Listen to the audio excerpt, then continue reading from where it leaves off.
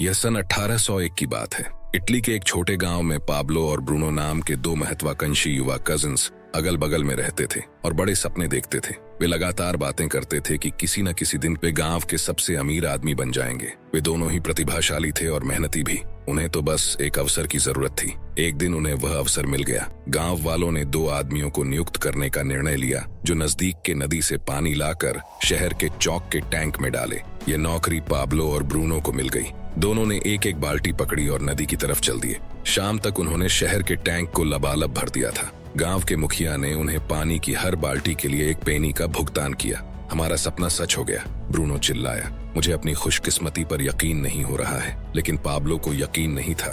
भरी बाल्टियां ढोने की वजह से उसकी पीठ में दर्द हो रहा था और उसके हाथों में छाले पड़ गए थे। अगली सुबह उन्हें ढोने की बात सुनकर ही उसे दहशत होने लगी। उसने संकल्प लिया कि नदी से गांव तक पानी लाने का कोई ज्यादा अच्छा उपाय सोचेगा। पाब्लो बना पाइपलाइन पुरुष। अगली सुबह पाब्लो ने ब्रूनो से कहा, ब्रूनो, मेरे पास एक अच्छा प्लान है। चंद सिक्कों में बाल्टियां ढोने के बजाय क्यों ना हम नदी से यहाँ तक पाइपलाइन बना लें। पाइपलाइन, ऐसा किसने सुना है? ब्रूनो चिल्लाया।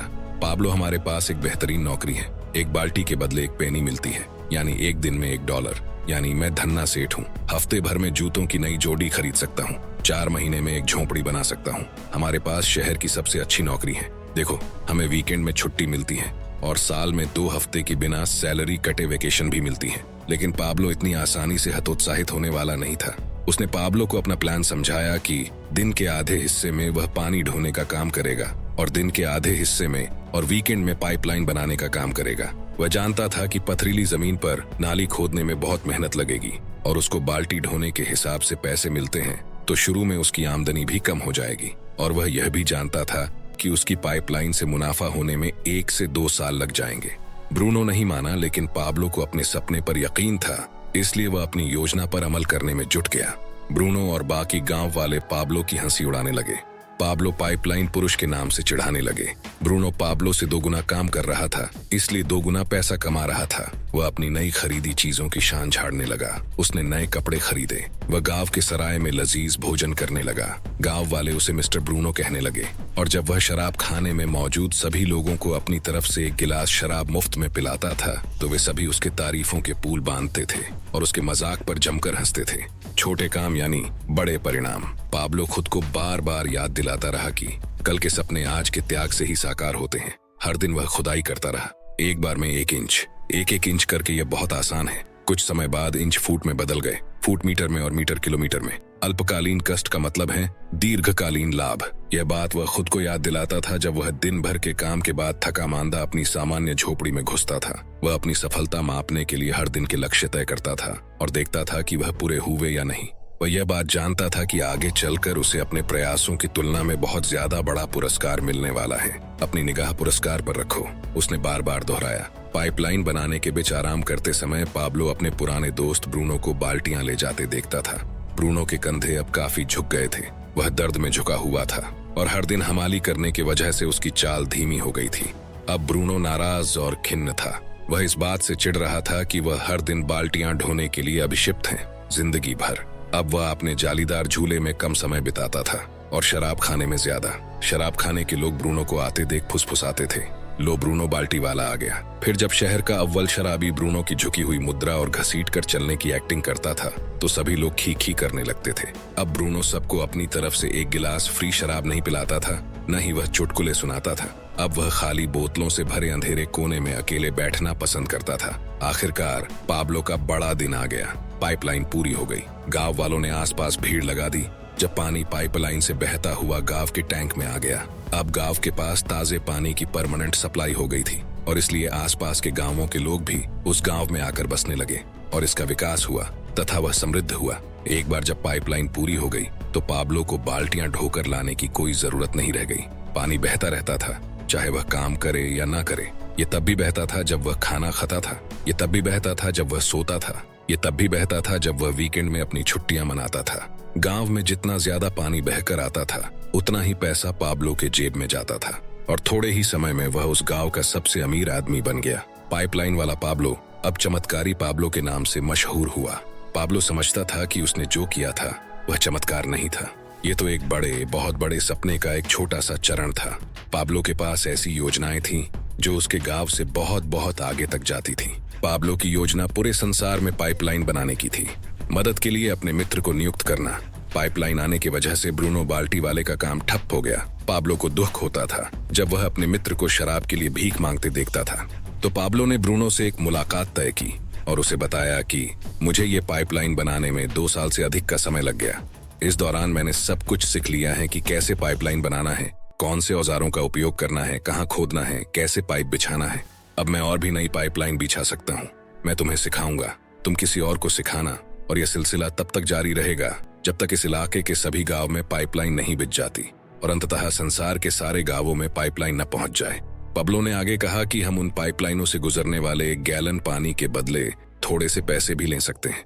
जितना ज्यादा पैसा बहेगा हमारी जेब में, उतना ही ज्यादा पैसा आएगा। मैंने जो पाइपलाइन बनाई है वह सपने का अंत नहीं, ये तो सिर्फ शुरुआत है। आखिरकार ब्रूनो मान गया और फिर पुराने पिछड़े दोस्त की तरह गले मिला। बरसों गुजर गए हैं। पाब्लो और ब्रूनो काफी पहले रिटायर हो चुके हैं, लेकिन उनका विश्वव्यापी पाइपलाइन व्यवसाय अब भी उनके बैंक खाते में हर साल करोड़ों डॉलर बहा के लाता है। तो दोस्तों, ये तो थी वो कहानी जिसे बेस बनाकर बर्क हेजेस ने ये किताब लिखी है, जिसका नाम है the parable of the pipeline. लेकिन अब हम समझेंगे कि कैसे इसका उपयोग अपने जीवन में भी किया जाए ताकि हम भी मिलियनेयर बन सके। दोस्तों, तो सबसे पहले आपको बहुत ही काम की चीज बता रहा हूँ, इसे याद रखना। आज अगर आप मिलियनेयर बनना चाहते हैं तो आपको बस ये 3 कदम उठाने की जरूरत है। नंबर 1, ये समझे कि दौलत कैसे बनाई और जोड़ी जाती है। नंबर 2, दौलत बनाए हुए आजमाए हुए सिस्टम को कॉपी करें। और नंबर 3, यह काम निरंतर करते रहे। सिर्फ ये 3 कदम उठाकर ही आप मिलियनेयर बन सकते हैं। समझना, कॉपी करना और कंसिस्टेंसी के साथ करते रहना। द मिलियनेयर नेक्स्ट डोर किताब के अनुसार most of the millionaire Rockefeller, Tata, Birla या अंबानी के वंशज नहीं हैं, बल्कि 80% से ज्यादा मिलियनेयर सामान्य लोग हैं जिन्होंने अपनी दौलत एक पीढ़ी में जमा की है। इस बात को समझे कि 80% से ज्यादा लोग सामान्य लोग हैं। यह इस बात को साबित करती है कि आज मिलियनेयर बनना संयोग की नहीं बल्कि चॉइसेस का मामला है। जीवन में पाइपलाइन बनाना जरूरी होता है क्योंकि वही जीवन की डोर होती है। कभी किसी चीज को स्थायी मानकर न चले। अगर आपके पास एक ही पाइपलाइन है तो आपके पास एक ही जीवन की डोर है। आपके पास जितनी ज्यादा पाइपलाइन हो उतना ही अच्छा है। याद रखना, हमारे जीवन की डोर कभी कोई नहीं छीन सकता, सिर्फ हम ही खुद से जीवन की डोर छीन सकते हैं। कैसे? उन्हें बनाने के कदम न उठाकर। ये मानकर न चले कि आने वाला कल भी आज जैसा ही होगा, क्योंकि यह आज जैसा नहीं होगा। एकमात्र सुरक्षा पाइपलाइन की सुरक्षा है। मैं आपसे अपील करता हूँ, आज ही अपनी पाइपलाइन बनाना शुरू कर दे ताकि आने वाले समय में आपके पास अपने जीवन की डोर रहे। अब दोस्तों, हम इस कहानी का एनालिसिस करेंगे और समझेंगे कि कैसे हम पाब्लो की तरह पैसों की पाइपलाइन बना सकते हैं, अमीर तथा संपन्न बन सकते हैं। दोस्तों, वीडियो में बने रहना क्योंकि अभी और भी इम्पोर्टेंट बातें डिस्कस होने वाली हैं। अध्याय 1, आप कौन हैं? बाल्टी ढोने वाले हमाल या पाइपलाइन निर्माता? क्या आपको सिर्फ तभी पैसे मिलते हैं जब आप खुद जाकर काम करते हैं, बाल्टी वाले ब्रूनो की तरह? या फिर आप एक बार काम करते हैं और आपको उसके बदले में बार बार पैसे मिलते हैं, पाइपलाइन निर्माता पाब्लो की तरह? बाल्टी ढोने के साथ समस्या यह है कि जब बाल्टी ढोना बंद हो जाता है तो पैसा आना भी बंद हो जाता है। अगर ब्रूनो किसी दिन सुबह उठे और बीमारी की वजह से काम पर ना जा पाए तो वह उस दिन कितना पैसा कमाएगा? 0। कोई काम नहीं तो कोई दाम नहीं। पाइपलाइन निर्माता पाब्लो ने बाल्टी की सीमाओं को जल्दी ही पहचान लिया था और वह एक ऐसा सिस्टम बनाने निकला जिसके मदद से उसे पैसे मिलते रहे, चाहे वह आगे चलकर काम में समय लगाए या ना लगाए। आप क्या करेंगे अगर आपकी आमदनी कल रुक जाए? क्या होगा अगर आपको काम से निकाला जाए? क्या होगा अगर आप बीमार हो जाए या अपाहिज हो जाए? क्या होगा अगर कोई आपातकालीन बीमारी आपकी बचत खा जाए? क्या होगा अगर भविष्य के लिए रखी आपकी जमा पूंजी रातों रात गायब हो जाए? सच्ची सुरक्षा पाने का एकमात्र तरीका वही है जो पाब्लो ने किया था। जब आप बाल्टियां ढो रहे हो तभी एक पाइपलाइन बना लें। पाइपलाइनें हर समय खुली रहती हैं, यानी 24/7। इसका मतलब है कि पाइपलाइन आपके जेब में तब भी पैसा डालती हैं जब आप सोए हो, जब आप खेल रहे हो या जब आप रिटायर हो चुके हो या मर चुके हो। पाब्लो की तरह पाइपलाइन निर्माताओं को पहले कुछ दिनों, हफ्तों, महीनों या वर्षों में अपने प्रयासों के ज्यादा फल नहीं दिखते हैं, लेकिन समय के साथ कंसिस्टेंसी और डिसिप्लिन रहने से छोटे छोटे योगदानों को भारी लाभ में बदल सकते हैं। बहुत काम की बात बता रहा हूँ, ध्यान से सुनना। अगर हम अपनी सिर्फ 10% आमदनी बचाए और शेयर बाजार में उसे हर महीने इन्वेस्ट करें तो 20 साल बाद हमें उन शेयर से मिलने वाली सिर्फ डिविडेंड की रकम ही हमारे आज के सैलरी के बराबर होगी, और शेयर्स पर जो कैपिटल गेन होगा वो अलग। 20 साल बाद हम कोई काम नहीं करेंगे तब भी हमारी पाइपलाइन हमें लगातार पैसे देती रहेगी, और मरने के बाद भी। ये होती है एक पाइपलाइन की ताकत। अब समझते हैं कि पैसे की लिवरेजिंग कैसे कर सकते हैं। पैसे की लिवरेजिंग का आदर्श उदाहरण शेयर बाजार में निवेश करना है। निसंदेह आपने वॉरेन बफे के बारे में सुना होगा। उन्होंने अपनी दौलत पुरातनपंथी तरीके से कमाई है। उन्होंने दूसरे लोगों के पैसे की लिवरेजिंग की और इस प्रक्रिया में खुद को तथा अपने निवेशकों को अमीर बना दिया। कितने अमीर, इसकी जांच कर लो। यदि आप 1965 में बफे की कंपनी बर्कशायर हाथवे में $10,000 का निवेश करते और इसे साल दर साल बढ़ने देते तो 1998 तक आपके निवेश का मूल्य, अपने दिल को थाम के रखिए, $51 मिलियन होता। आप इस पाइपलाइन के मालिक बनना कितना पसंद करते? 35 साल पहले बर्कशायर हाथवे का एक शेयर सिर्फ $19 में मिलता था। 1998 के अंत तक वह एक शेयर $70,000 में मिलता है, जिसका मतलब है कि 1965 में आप सिर्फ $300 का निवेश करते तो 1998 में आप $1 मिलियन के मालिक होते। अनबिलीवेबल। ये कैलकुलेशन मैं आपको 1965 से 1998 तक का बता रहा हूँ। अब जरा अपने दिमाग के घोड़े दौड़ाओ और जरा सोचो, आज 2025 में उसकी क्या कीमत होती। जरा इस बारे में सोचो, 1965 में $300 कमाने में कितना प्रयास करना पड़ता। 2 या 3 दिन का काम, ज्यादा से ज्यादा 1 हफ्ते का काम। अब जरा कल्पना करो, एक बार $300 का निवेश करने के बाद आपको कोई काम नहीं करना पड़ता, क्योंकि आपकी पाइपलाइन पहले ही बन चुकी थी। खुद से पूछे, क्या यह बेहतरीन नहीं होता कि एक उंगली उठाए बिना भी आप अपने $300 को $1 मिलियन में बदल सकते थे? क्या यह बेहतरीन नहीं रहेगा कि आप एक बार काम करें और बाकी काम लिवरेज को करने दें? एक पुरानी कहावत है जो पैसे के लीवरेज और समय के लीवरेज के फर्क का सार बताती है। बलूत के किसी विशाल पेड़ पर पहुंचने के 2 तरीके हैं। आप बीच पर बैठ जाते हैं और इसके पेड़ बनने का इंतजार करते रहे, या फिर आप इस पेड़ पर चढ़ जाए। जब लोग पाइपलाइन बनाने के लिए दशकों तक अपने पैसे की लीवरेजिंग करते हैं तो वे बीच पर बैठकर इंतजार करने का विकल्प चुन रहे हैं। मैं इसे 50 साल की पाइपलाइन योजना कहता हूँ। चक्रवृद्धि इसी का नाम है। धैर्यपूर्वक इंतजार करना, जब आपका पैसा वर्षों तक बार बार दोगुना होता रहे। इस बारे में कोई संदेह नहीं है कि 50 साल की योजना कारगर है, लेकिन मैं बलूत के पेड़ पर चढ़ने में भी बहुत विश्वास रखता हूँ। मैं बलूत के पेड़ पर चढ़ने को 5 साल की पाइपलाइन योजना कहता हूँ। इससे वही लक्ष्य हासिल होता है जो 50 साल की योजना से होता है, लेकिन इसमें केवल 10% समय लगता है। इसीलिए मैंने तेजी से विकास कर रहे बिजनेस बनाने में समय, पैसा और प्रयास लगाया है। पेड़ के शिखर तक पहुंचने के लिए 50 साल इंतजार करने एक बजाय मैं ऐसा व्यवसाय बना सकता हूं जो मुझे 4 से 5 साल में ही वहां पहुंचा देता है। कुछ घंटे कुछ महीनों में बदल सकते हैं। जरा एक पल के लिए सोचे कि हम अपने जीवन में क्या हासिल कर सकते हैं अगर हम हर शाम को 2 घंटे और वीकेंड को कोई उद्देश्यपूर्ण चीज करने में लगाएं, जैसे पाइपलाइन बनाना। अगर आप हर कामकाजी दिनों में 2 घंटे अलग रख दें, मान लेते हैं सुबह काम के पहले 1 घंटा और शाम को 1 घंटा, फिर शनिवार तथा रविवार को 3 और घंटे, तो आप अपनी एक वीक के दिनचर्या में प्रोडक्टिव समय के 16 घंटे जोड़ सकते हैं। 16 घंटे एक वीक में और साल के कुल 800 अतिरिक्त घंटे, जिसका मतलब है 8 घंटे के 100 दिन, या पूरे साल में 3 महीने और 10 दिन। अब मैं आपको एक छोटा सा रहस्य बताने जा रहा हूँ। सफल लोगों के पास जीवन में ज्यादा क्यों होता है, वे ज्यादा क्यों करते हैं और उन्हें ज्यादा क्यों हासिल होता है। क्या आप सोचते हैं कि इलॉन मस्क हर शाम को 5 बजे घर लौटते हैं और 7 घंटे तक टीवी देखते हैं, जैसा कि भारतीय आम आदमी करता है? मुझे ऐसा नहीं लगता। याद रखना, जब चीजें बेहतरीन चल रही होती हैं तभी पाइपलाइन बनाने का सही समय होता है। इससे बेहतर समय दूसरा नहीं हो सकता। क्यों? क्योंकि परिस्थितियां बदलती हैं, तब हो सकता है कि बहुत ज्यादा देर हो जाए। ये चींटी और तिलचट्टे के किस्से जैसा है। चींटी पाइपलाइन निर्माता थी। वह अपने गर्मी के दिनों के एक हिस्से में आने वाले जाड़ों के लिए अनाज इकट्ठा करती थी। वह गर्मी में भी आनंद लेती थी, लेकिन वह इतना समझदार थी कि अपनी पाइपलाइन बनाने में थोड़ा समय लगाती थी। दूसरी तरफ तिलचट्टा बाल्टी ढोने वाला था। वह पैसे मिलते ही पूरा खर्च कर देता था और अपना सारा समय धूप में खेलने में बर्बाद कर देता था। वह आने वाले जाड़ों को नजरअंदाज कर देता था। वह पैसे मिलते ही पूरा खर्च कर देता था। जब कप आने वाला जाड़ा आया तो वह भूखा मर गया। याद रखने वाली बात यह है कि सबसे बड़ा जोखिम बाजार में निवेश न करना है। कई लोग यह सोचते हैं कि शेयर बाजार में निवेश करना जरूरत से ज्यादा जोखिम भरा है। हाँ, ये बात तो है कि कुछ शेयर नीचे जाते हैं और कई बार तो पूरा मार्केट नीचे जाता है, जैसे कि 1929 में हुआ। लेकिन वॉल स्ट्रीट के धुरंधर कहते हैं कि लंबे समय में शेयर बाजार में निवेश करना मुनाफा देने वाली पाइपलाइन बनाने का सबसे आसान और सबसे अचूक तरीका है। तथ्य भी एक्सपर्ट्स का समर्थन करते हैं।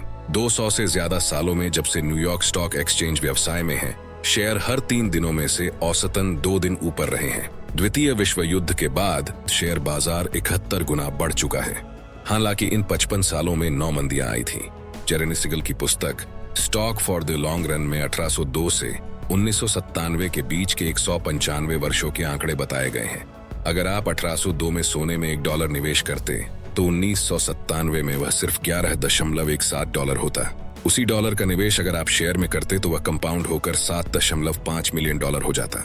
मुद्दे की बात यह है कि 50 साल की पाइपलाइन की अपनी जगह है, इस बारे में कोई शक नहीं है। ज्यादातर लोगों के पास 50 साल की कई पाइपलाइनें निर्माणाधीन होती है। उनका घर एक दीर्घकालीन पाइपलाइन है, सामाजिक सुरक्षा एक और पाइपलाइन है। परंतु दुर्भाग्य से बहुत सारे लोग इन्हीं दो पाइपलाइन पर रुक जाते हैं। अपना केक रखे और इसे खाए भी। जैसे मैंने पहले कहा था, आपको कम से कम एक लॉन्ग टाइम पाइपलाइन अवश्य बनानी चाहिए, लेकिन यह एकमात्र पाइपलाइन नहीं होनी चाहिए जिसे आप बनाते हैं। जिस तरह आपको सभी अंडे एक ही डलिया में नहीं रखने चाहिए, उसी तरह आपको अपने सभी मुनाफे भी एक ही पाइपलाइन में नहीं रखना चाहिए।